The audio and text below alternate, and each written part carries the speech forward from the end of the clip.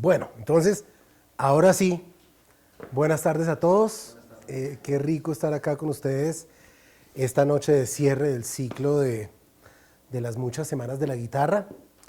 Eh, esta noche el concierto, creo que es un concierto, para mí es el más interesante de todo el ciclo, que es el guitarrista estadounidense Mark Ribot, un músico realmente fantástico. No tengo la más remota idea de qué va a hacer, porque el tipo puede salir con cualquier cosa, pero es de esos que, poquísimos que sí garantizado que va a ser bueno, interesante, conmovedor, es fenomenal. Y desafortunadamente yo no me puedo quedar esta noche, porque otra vez tengo concierto al mismo tiempo, entonces me toca salir corriendo. Y coincidencialmente, esta noche no voy a dirigir, sino me va a tocar guitarra eléctrica, que será otro goce, pero bueno, me voy a perder este concierto. La escogencia del tema de guitarra eléctrica para esta noche es porque Ribot es principalmente un guitarrista eléctrico. El tipo es un tigre y toca lo que quiera. Entonces no sé si de pronto le dé por tocar, qué sé yo, guitarra clásica esta noche, cualquier cosa puede hacer, pero principalmente es guitarrista eléctrico y eso pues lo quise asumir como excusa para incluir este fantástico instrumento dentro del ciclo de charlas. En otros casos lo que hicimos fue hablar fundamentalmente acerca de la guitarra acústica en diferentes contextos musicales. Habíamos hablado acerca de la guitarra en la situación particular del guitarrista compositor, habíamos hablado acerca de la guitarra, digamos como la noción de guitarra solista desde el guitarrista tocando solo hasta tocando con orquesta o qué sé yo. Habíamos hablado acerca de las guitarras acústicas en músicas populares, habíamos hablado acerca de, la pasada fue guitarra en contextos de música de cámara. Hoy vamos a dar el salto a la guitarra eléctrica, que es otro instrumento totalmente diferente. Es un instrumento que ustedes sabrán que es casi omnipresente hoy en día, sobre todo en músicas populares y sobre todo en músicas populares urbanas, por lo cual es simplemente cuestión de prender la radio o cualquier aparato que cumpla las veces de difusión masificante de la música como para escucharla en el contexto de músicas populares. Es decir, no vamos a escucharlo en ese contexto en esta charla, pues porque es llover sobre mojado, ¿cierto? Si queremos escuchar, no sé, la guitarra en el contexto de la bachata, donde es instrumento emblemático, pues es simplemente cuestión de prender radio y ahí encontraremos fácilmente algo de bachata, o de metal, o de blues, menos fácil, pero también lo encontraremos. Entonces, creo que eso está suficientemente cubierto por los medios comerciales de difusión. Sin embargo, como es de suponer, la guitarra eléctrica, un instrumento pues del siglo XX, lógicamente ha tenido que ver con el desarrollo de la música académica durante el siglo XX, o de las músicas académicas. Desde el primer momento, sobre todo desde el primer momento en el cual se desarrolla la guitarra de cuerpo sólido, porque podemos hablar acerca de unas semiacústicas, algunos hablan acerca de electroacústicas, digamos, guitarras que empezaron a aparecer a finales de la década del 20 y a lo largo de la década del 30 en el contexto de las big bands de jazz. Entonces, por ejemplo, gente como Charlie Christian tocando en la orquesta de Benny Goodman.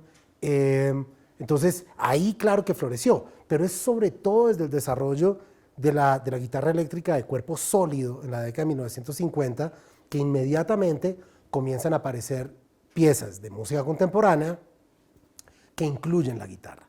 La incluyen, comienza incluso como instrumento orquestal, porque ahí sí que era el gran problema de la guitarra acústica, cómo hacerla ser parte de una masa orquestal sin que todos la tapen.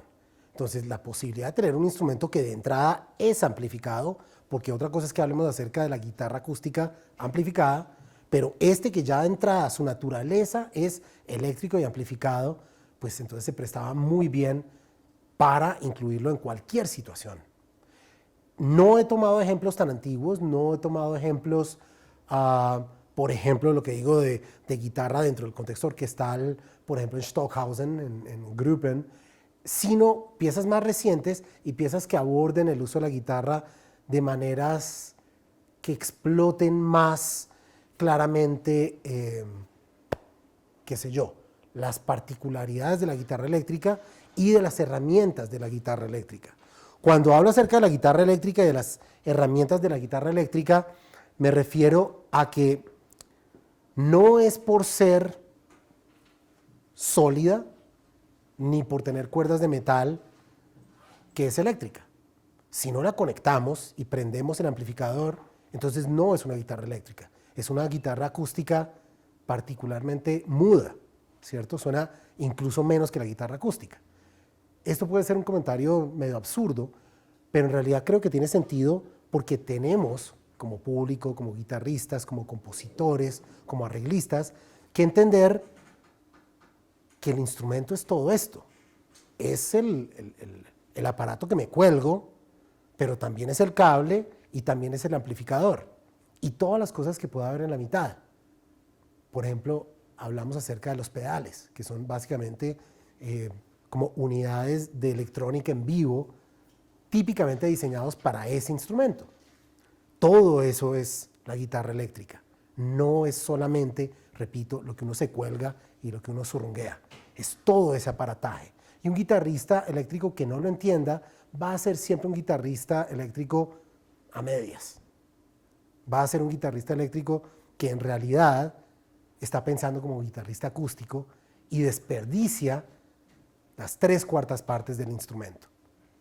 Eso, por ejemplo, es lo que hace que grandes guitarristas eléctricos como Tom Morello no se destaquen tanto por ejemplo, tocar muy rápido, muy limpio, muy no sé qué, sino por cómo piensa la transformación electrónica de la señal. El virtuosismo, en ese sentido, se amplía de tocar rápido y limpio a cómo utiliza todos esos aparatos, cómo escoge su amplificador, cómo escoge incluso su cable. Albert Lee, el gran guitarrista de blues, así esté parado al lado del amplificador, tiene como 50 metros de cable enrollado porque le gusta cómo suena la señal degradada por tanto cable. Así lo escogió. Entonces, el instrumento, la guitarra eléctrica, es mucho más que solamente la tabla encordada que nos colgamos. Entonces, he pensado en algunos ejemplos que nos muestran algunos aspectos de esa idea del instrumento completo. En ese sentido, por ejemplo, esta primera pieza del compositor italiano Michele Biasutti, que dice para guitarra eléctrica y electrónica en vivo, pues en realidad la electrónica en vivo es lo que les digo. Aquí está el intérprete, no el compositor, Marco Pavin, y aquí está la pedalera de Marco. Aquí está lo que se cuelga, aquí está la pedalera, aquí está el amplificador. Todo eso es en realidad la guitarra eléctrica. Casi que es redundante que yo ponga electrónica en vivo, porque necesariamente para que sea una guitarra eléctrica tiene que estar prendida, tiene que haber electricidad. Esta pieza, de la cual vamos a escuchar la primera parte, es una pieza de por ahí unos 20 minutos, vamos a escuchar los primeros como 5 minutos, utiliza un sistema de delays y reverberaciones para multiplicar la señal del instrumento, y esas melodías virtuales a las cuales se refiere tiene que ver con que el tipo toca algo y después toca otra cosa, pero ese primer algo que tocó sigue sonando por el sistema electrónico. Sigue sonando y se va acumulando y se va masificando hasta que genera una gran masa sonora desde estar todo el tiempo tocando solamente una melodía. Esas melodías virtuales son virtuales porque ya no las está tocando él en el instrumento que se cuelga, pero en todo el instrumento completo sí que las está produciendo y sí que las está manteniendo y acumulando. Escuchemos entonces unos primeros minutos de esta Virtual Melodies de Biasutti.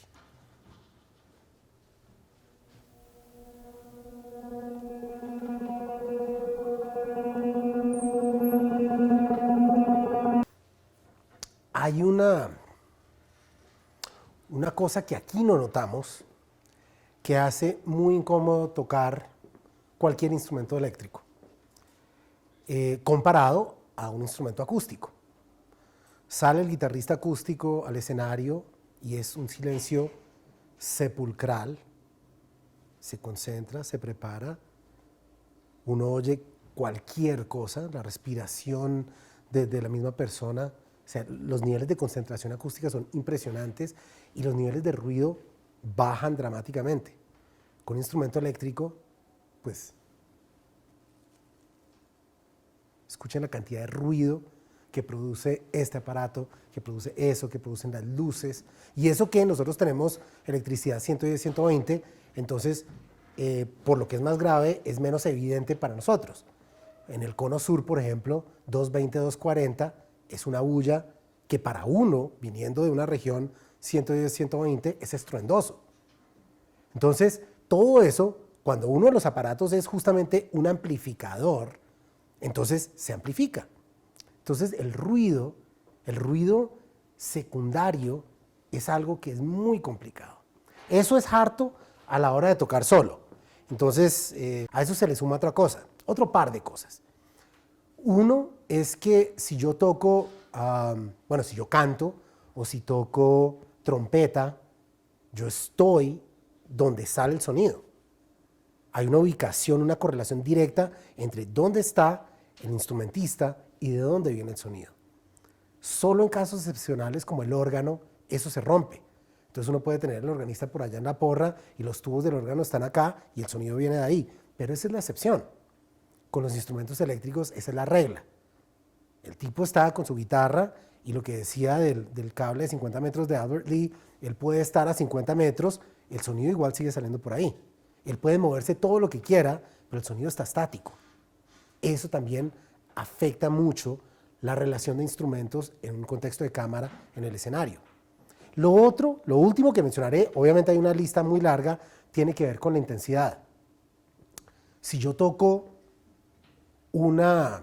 cualquier instrumento, la trompeta suena durísimo, pero igual el trompetista tiene que hacer esfuerzo para que suene durísimo. El piano suena duro y el pianista tiene que darle duro al piano para que suene duro. Hay una relación absolutamente íntima entre la gestualidad, la corporalidad y el resultado sonoro. Con un instrumento eléctrico yo puedo conectar un teclado, ponerlo al máximo de volumen, hacer así con el meñique y dejar a todo el mundo sordo, ¿cierto? Esa relación se rompe. Entonces hay una cuestión de equilibrios que se hace muy difícil a combinarlo en música de cámara. Obviamente estoy hablando de esto pues para presentar aspectos de música de cámara que incluya guitarra eléctrica. El primer ejemplo que quiero utilizar es del compositor, saxofonista, gran improvisador, activista político, radical de izquierda, por eso escogí esta foto, él estaría muy feliz. Dror Feiler, israelí de nacimiento y de crianza y todo, pero radicado en Suecia desde la década de 1970. Él, tanto como improvisador, así como también como compositor y como intérprete, tiene una predilección por la música fuerte, que sea intensa en términos de decibeles, pero también en términos de expresión, porque finalmente él siente que la música debe ser una herramienta de acción sociológica, acción política, algo que desestabilice, algo que choque y nos obligue a pensar y a tomar decisiones. Su música suele ser tan estruendosa que, por ejemplo, hace unos años me acuerdo que me escribió para contarme, él muy divertido, yo creo que hasta orgulloso, de un estreno que le habían cancelado con la Filarmónica de Berlín por salud ocupacional. O sea, llegó alguien a medir los decibeles de la obra de él cuando estaba en el ensayo y le dijeron, tiene que bajarle. Y él dijo, no, es así y punto.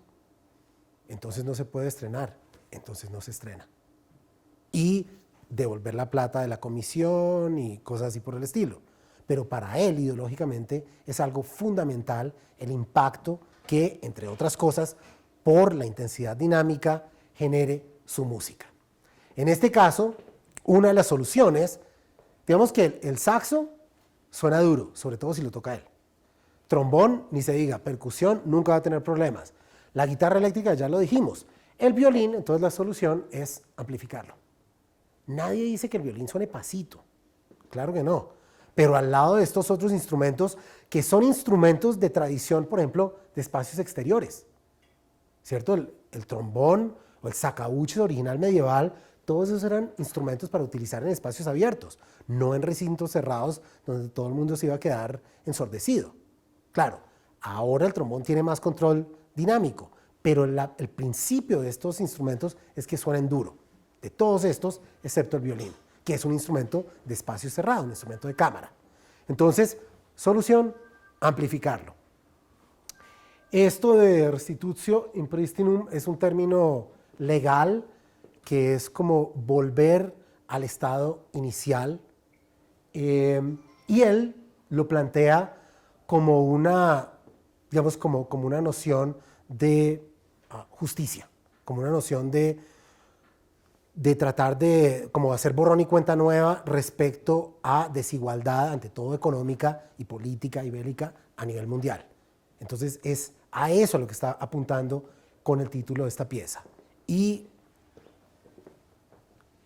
suena así.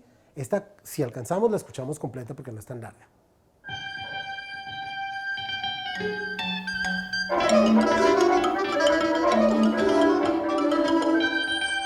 La pieza sigue por ahí unos 3 minutos más, pero igual ya entendimos cuál es el tipo de idea, el tipo de expresividad que busca, y los efectos que logra. Yo no sé si se va a colapsar el computador o qué, pero sí ocurrió en esto y no en las anteriores 5 charlas. Entraron unos, duraron 20 segundos y se fueron. Eso también ocurrió en parte por la música. Y no es accidental.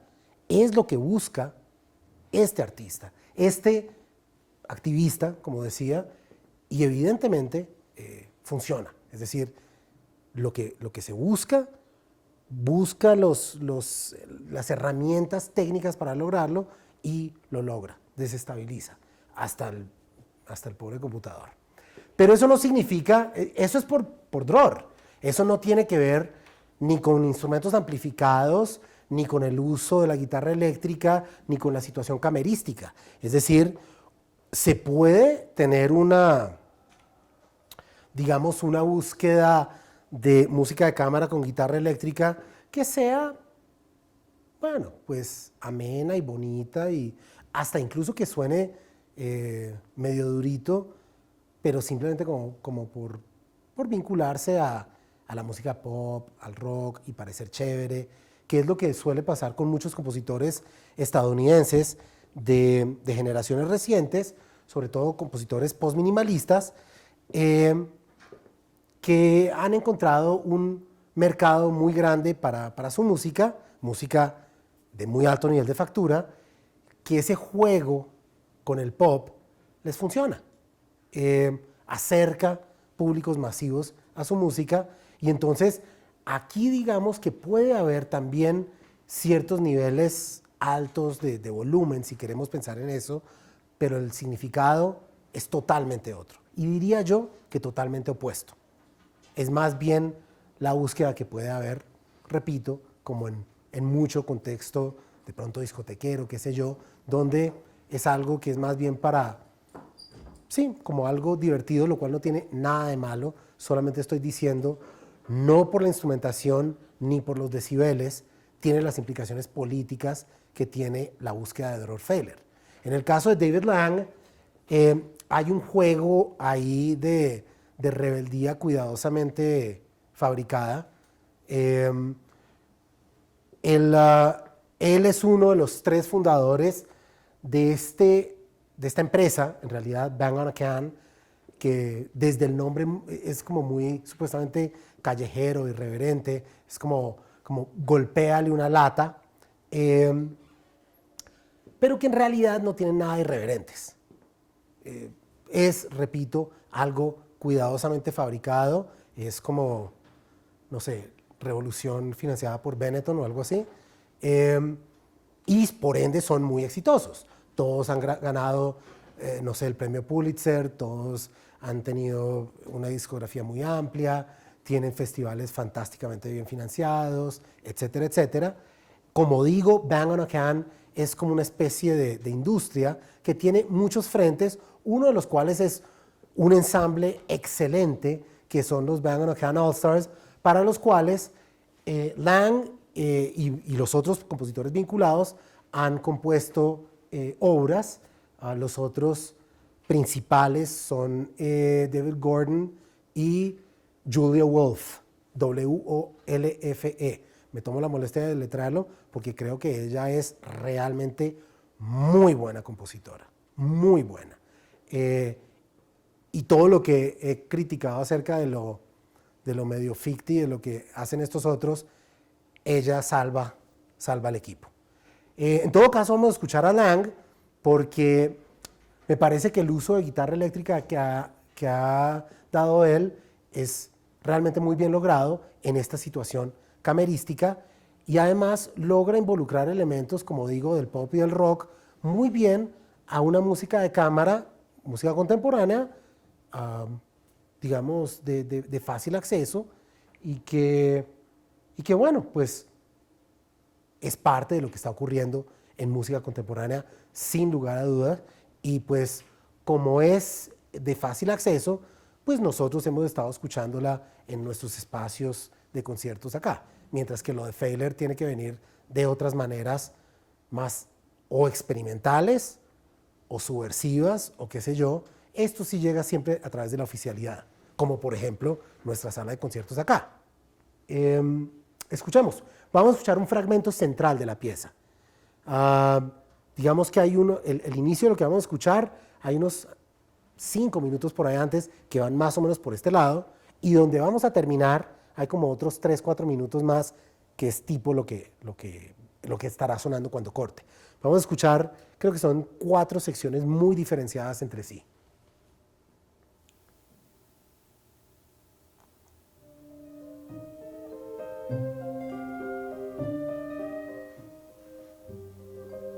Ahora que vi proyectado el nombre de Lang, caí en cuenta de que creo que dije mal el nombre de Gordon, del otro, el tercero de ese grupo, es Michael.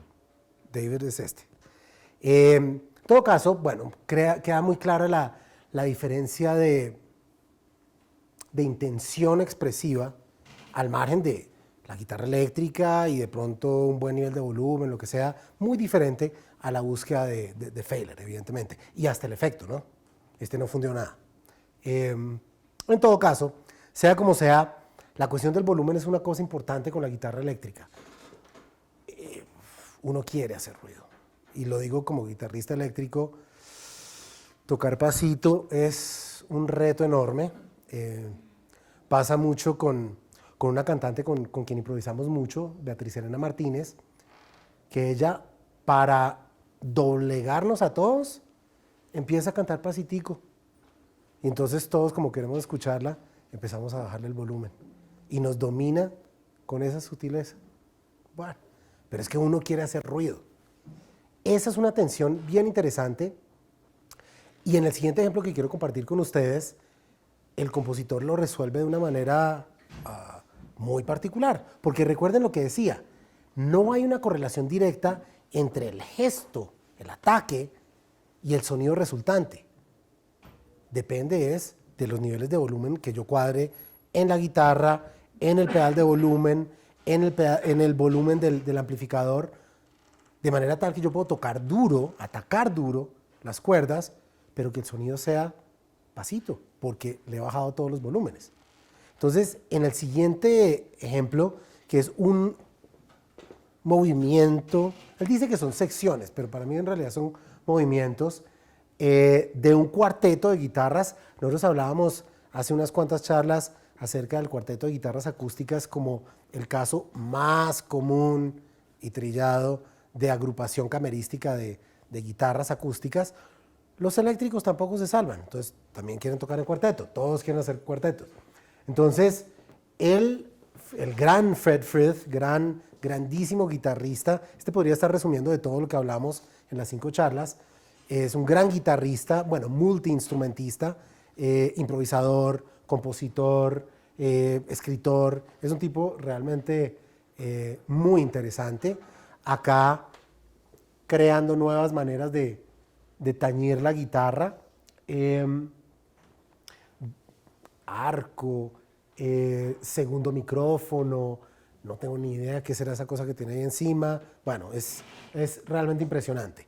Compuso este cuarteto, en el cual toca él, por cierto, y esta es la sección G, son como A, B, C, D, E, F, G, H, creo que son 8 secciones, pero escogí esta porque tocan duro pero suenan pasito. Es decir, evidentemente él está entrando en diálogo con esa cosa tan particular de los instrumentos amplificados que es, yo puedo darle duro, pero no necesariamente va a sonar duro. Entonces aquí combina las diferentes maneras de controlar el volumen. Una, qué tan fuertemente ataco, o incluso qué tipo de sonidos produzco, y lo otro, a qué nivel pongo los por lo menos 3 controles de volúmenes que tengo saliendo la guitarra, el pedal de volumen y el volumen del amplificador.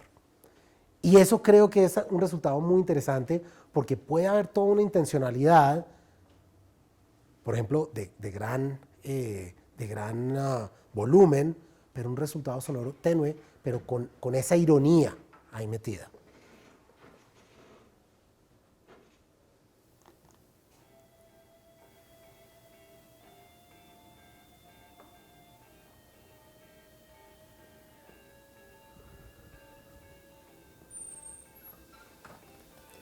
Es muy especial, es muy rara la sensación, sobre todo pensando que son 4 guitarras eléctricas y que podrían tumbar la sala con la cantidad de sonido y le bajan.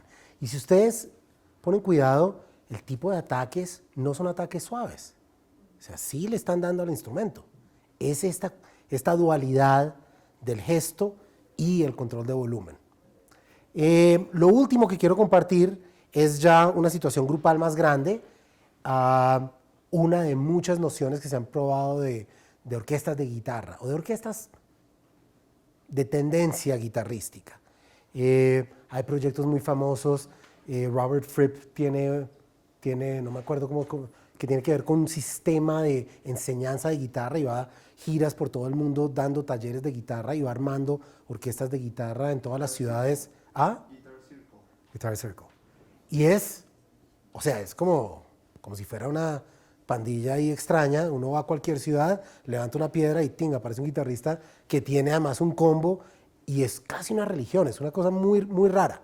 Ese es un proyecto muy famoso, pero ha habido muchos otros, sobre todo porque como hay tantos guitarristas eléctricos, entonces es fácil reunirlos. Uno de los casos más interesantes es el compositor estadounidense Glenn Branca. Normalmente es categorizado dentro de un movimiento que han rotulado como el totalismo, suena terrible, a lo que se refieren es como una especie de post-minimalismo que irrumpe un poquito sobre las reglas de los clásicos compositores minimalistas estadounidenses. O sea, toma las bases en la música temprana de Philip Glass, de Steve Reich, digamos que de Terry Riley, pero hacen otras cosas, de pronto cosas menos consonantes, ritmos más cambiantes y angulares, mayor intensidad, qué sé yo, cosas así por el estilo. Que por cierto, varios de los compositores que hemos escuchado podrían ser descritos de esa manera. Branca, a inicios de los 80, muy principios de los 80, empezó a explorar, no sé si alcanzan a ver, estos son guitarras transformadas, que lo que es básicamente es el diapasón con micrófonos y es para tocar, digamos, con el puente muy alto, para tocar percutida.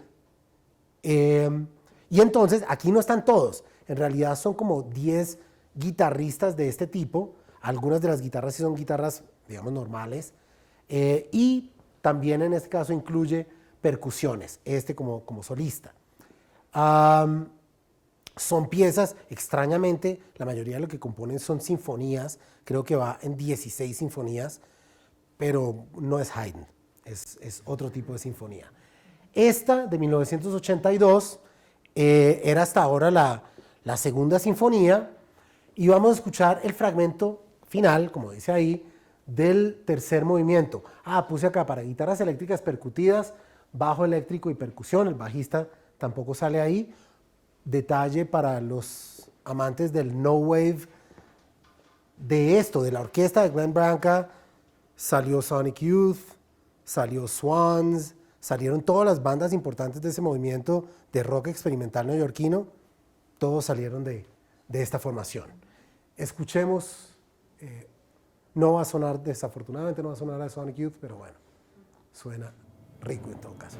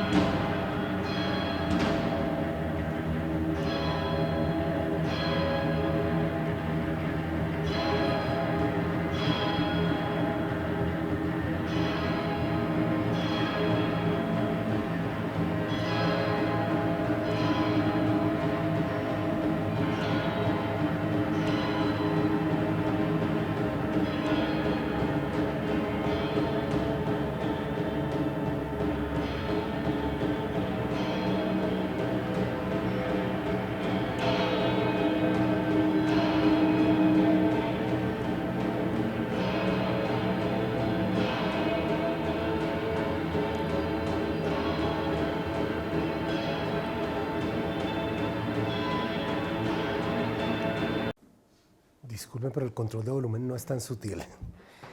Bueno, con eso terminamos la charla de hoy y el ciclo de charlas acerca de la guitarra. Espero que hayan disfrutado, espero que sirva para que sigamos curioseando el interminable mundo de músicas para guitarras, porque son muchas músicas y muchas guitarras. Sin olvidar, lógicamente, que lo más importante siempre es el ritual de música en vivo. Hay muchas cosas que podemos escuchar de otras maneras, pero es este espacio donde hay la comunión entre público, intérpretes y compositores. Es ahí donde el ritual de la música, el porqué de la música en realidad cobra vida. Entonces, pues espero que disfruten el concierto esta noche. Los envidio porque no puedo estar. Y bueno, hasta una próxima. Muchas gracias.